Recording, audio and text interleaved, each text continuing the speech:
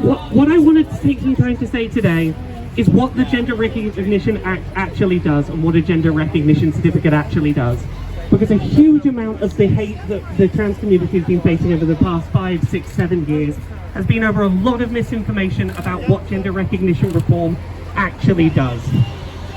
I updated all of my ID as a trans person 8 years before I had a gender recognition certificate.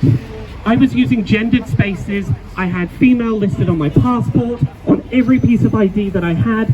I was living legally and recognized as a trans woman, as female, for years before I had a gender recognition certificate.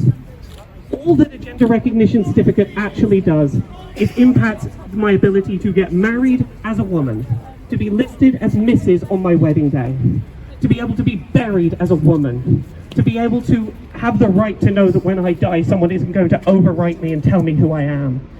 The ability to have my taxes and my pension handled as a woman. That is all that having a gender recognition certificate actually does.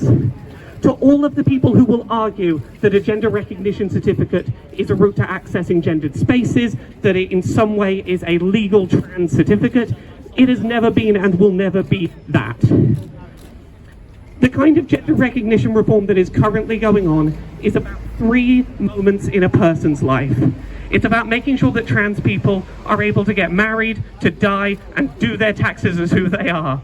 And the fact that we are seeing it used as such a wedge issue that it's trying to be used to tear the LGBT community apart, to tear Scotland away from the rest of the UK, that the UK government is willing to throw away so much over someone's wedding, death, and taxes is fucking ridiculous.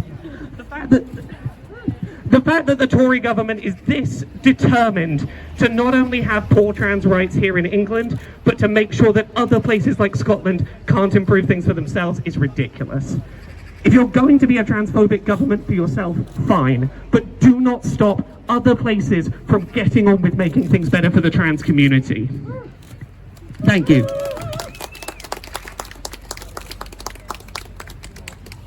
Anyone else?